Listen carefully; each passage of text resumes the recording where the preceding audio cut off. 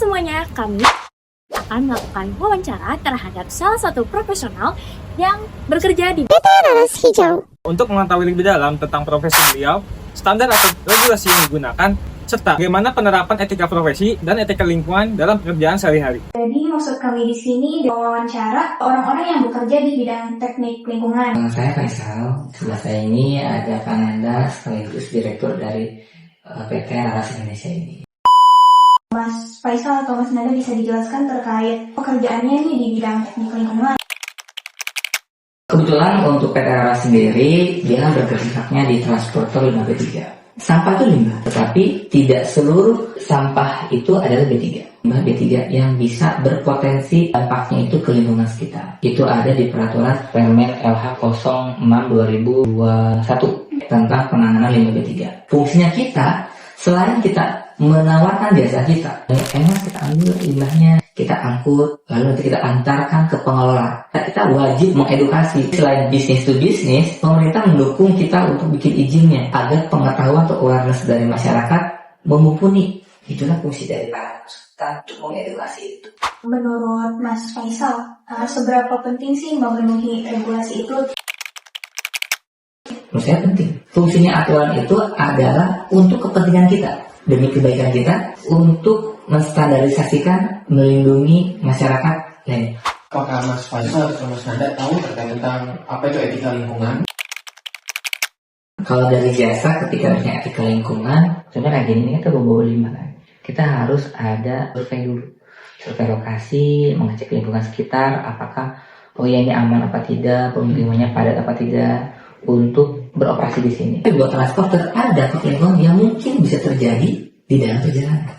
Makanya kita membuat asuransi lingkungan. Jika terjadi insiden yang menyebabkan limbah yang dibawa sama kami itu menyebar ke dampak lingkungan. Jika terkontaminasi lingkungannya, nanti ada pemulihan lingkungan. Kedua, di dalam setiap kendaraan kami menggunakan APD dan kami selalu membawa ATD, alat tangkap darurat. Atau ada yang nakal transporternya, buang limbah bukan pada tempatnya, maka harus disanksi. Sebelum kita mengedukasi orang lain atau mengurangi dampaknya itu, kita mengedukasi diri kita sendiri. Selain dari kami membina diri kami untuk update, kita pun mengedukasi kepada klien-klien kami untuk awareness terkait lingkungan ini. Kita mencari pengetahuan itu sendiri secara mandiri. Kita ikut webinar ataupun yang online ataupun yang offline, lalu kita mengedukasikan ke setiap perusahaan atau klien kami. Secara etika profesi sih kita antar karyawan sebenarnya ada gap antar aku dengan karyawan di sini juga. Cuman mungkin gapnya memang tidak yang terlalu signifikan jauh sekali. Dia ngalir aja, saling terbuka aja. Jadi informasi yang didapat tuh bisa clear dari sumber atau ke atas. PT Laras Hijau sendiri Mas, pernah sih ada pekerja yang gak punya etika profesi yang baik gitu? Miskomunikasi antara customer tadi mungkin lebih cerita ulang. Pelatihan ada khususnya untuk supir, karena supir limbah B3 itu beda sama supir kayak travel atau edukasi juga sih. Jadi kalau sebenarnya untuk bawa limbah tuh kita nggak bisa berhenti sembarangan loh. Kita juga ada GPS terlacak ke KLHK. Pesan dari Mas nih untuk mahasiswa atau calon Ini terakhir nih. yang ingin bekerja di bidang pengolahan limbah B3 itu gimana? Lebih aware soal limbah sih, maksudnya limbah yang kita banyak botol yang banyak plastik.